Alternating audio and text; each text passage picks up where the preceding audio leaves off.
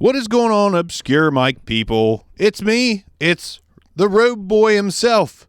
I wanted to say the nature boy, but I think that's already taken by somebody. So we'll call myself the disaster boy. I don't know. I'm not even a boy. I'm like fucking 40, dude. Anyways, welcome back to Obscure Mics. It's Bark. I'm here again in my robe with a microphone in front of a camera to talk to you guys. So what I have in the studio with me today is the Samson CS series microphone. The Samson CS series microphone. It is a vocal and instrument mic by way of switchable capsules. That's right. Switchable capsules. Kind of got the wireless mic design on this switchable capsule setup.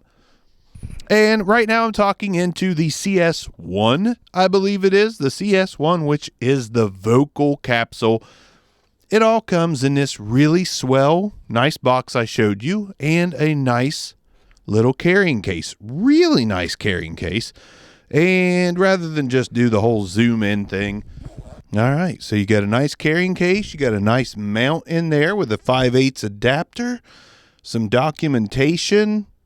Really nice little mic setup. It is discontinued, I believe, but I was able to find one and snag it not easily. It took me a year to find one that wasn't outrageously priced. So let's put this vocal and instrument capsule through the rigors. Not going to play any instruments into it. I'll talk into it. That'll give you an idea of if the treble frequencies are boosted more or whatnot. I'm just not a musician. I play some guitar. I like to make songs here and there, but I don't like to integrate that into all this because the main reason I did this channel was because of my love for podcasting and voiceover and so on and so forth. So let's go ahead and throw some plosives and such into this thing real quick. Peter Piper picked a patch of pickled pineapple pizza. Peter Piper picked a patch of pickled pineapple pizza. When you get right on top of the CS1 capsule that comes with the Samson CS series microphone, this is what it sounds like when you get right on top of it. Okay, let's check out the handling noise on the CS1.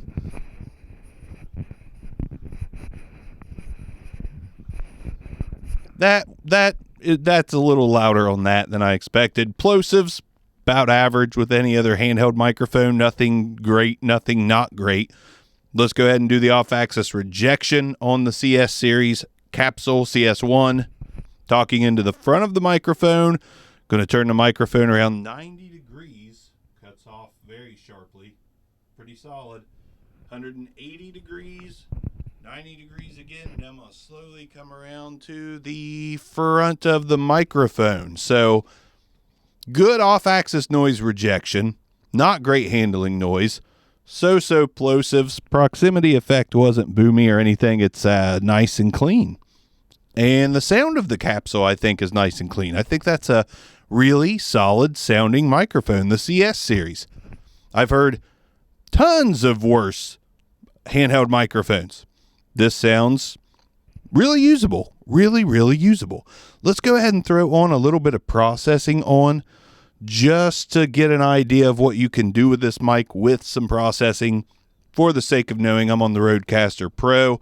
I've got the level on this mic set at a 36 out of 55. I'm hitting the type of levels that I want, coming in right around -6 dB. Now we're going to throw some processing on and just see how much better it can sound. I think it sounds really solid right now. Let's process it up. Okay, so now I've got compression on, a de-esser, the Aphex Big Bottom that's built into the Rodecaster Pro, and this is what it sounds like. Gives it a nice bottomy, bassy sound. I don't know if I love the Big Bottom on this or not. I was kind of digging the way it sounded before it. Let's go ahead and turn that off and just get compression and de-esser. All right, the Big Bottom is now off. So now we've got compression, de-esser, and I think it sounds pretty good. I did like this unprocessed, though. I thought it sounded fine. Let's go ahead and go back to the unprocessed. Okay, now we're back to the unprocessed, And I just feel like it gets a little bit smoother without that compression on it, oddly enough. I don't know. It got a little tiny bit sizzly up top when that happened. But overall, I think the CS1 capsule sounds pretty solid for voice. And I will say, Samson usually does a really great job with their handheld microphones. The Q2U is a fan favorite, and it's one of my favorites as far as getting started into podcasting. The Q8, which I have and will be on the channel soon, sounds pretty solid as well. When you start getting into their lower end stuff like the Q4, it starts to fall off. But overall, Samson, the Go mic, that's a solid little mic. They make pretty solid stuff at a pretty competitive price. So let's go ahead and throw on the CS2 capsule and see what we got there. Okay, now we've got the CS2 capsule on. It is an instrument capsule, so this is going to sound a good bit different than the vocal capsule. And like I suspected, it is just a good bit brighter with a lot less depth and just not tailored real well for voice. But that being said, I don't think it sounds that terrible on the voice either. It's a little thin, a little tinny, a little top heavy, but I have a feeling you throw a big bottom on this thing and it does a little better for voice. So, you know, this is, I would almost say that this sounds like, don't get me wrong here. It's a little 57-ish. It can be worked with, in my opinion. Anyways, let's go ahead and throw the same tests at it. Peter Piper picked a patch of pickled pineapple pizza. Peter Piper picked a patch of pickled pineapple pizza. Feel like the plosives were about the same as the CS1 capsule. Let's go ahead and get right on top of it and see if maybe that brings out that vocal wonderfulness that could be a diamond in the rough. When you get right on top of the CS2 capsule, this is what it sounds like when you're right on top of the CS2 capsule. Not too bad. Let's go ahead and do off-axis noise rejection. I know this is an instrument mic, but it's just fun to see if instrument mics sound good on voice. Talking into the mic, and I'm going to turn it 90 degrees.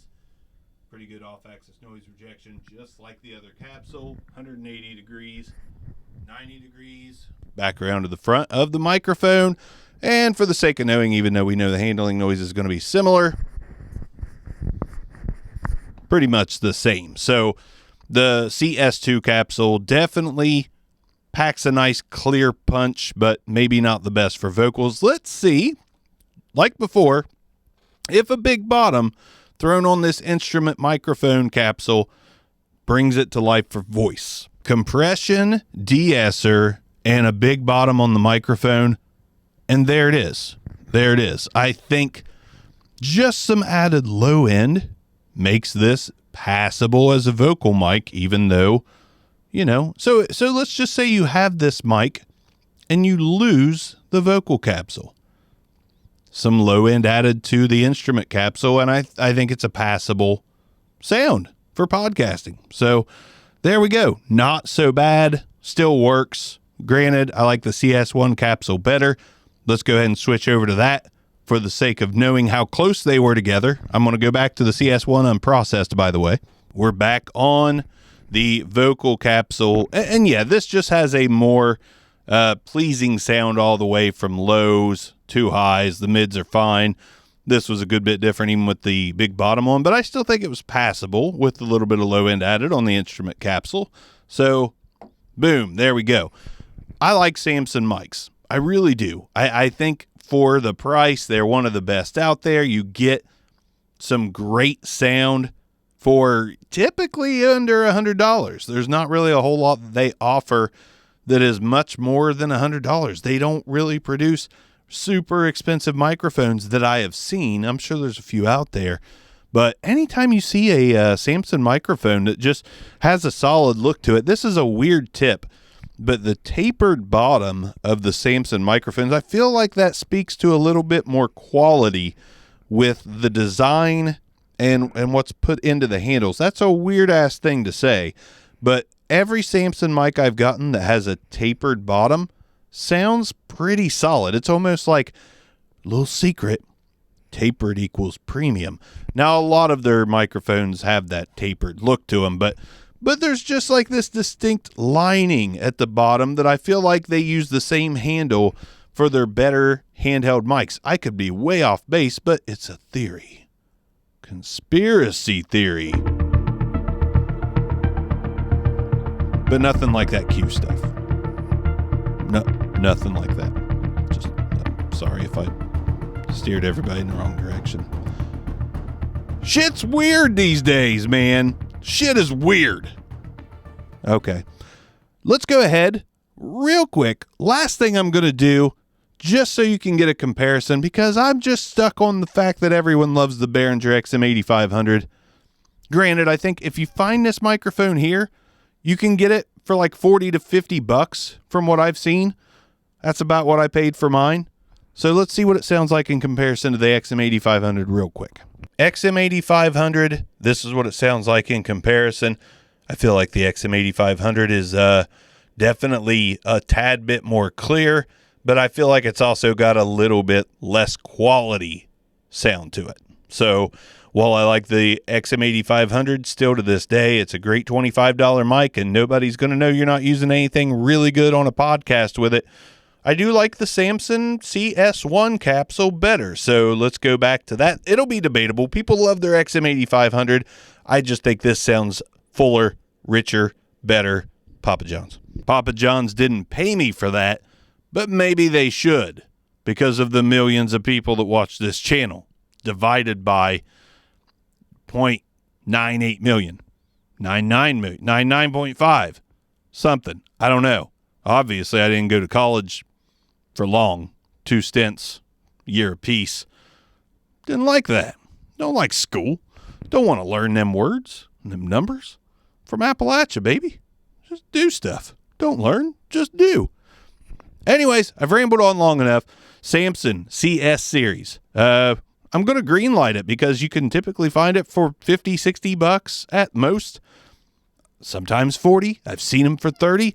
And I think getting 2 quality mics, especially if you're a musician and vocalist, or musician and podcaster, so on and so forth, one hell of a deal. One hell of a deal for a great little handheld with multiple capsules.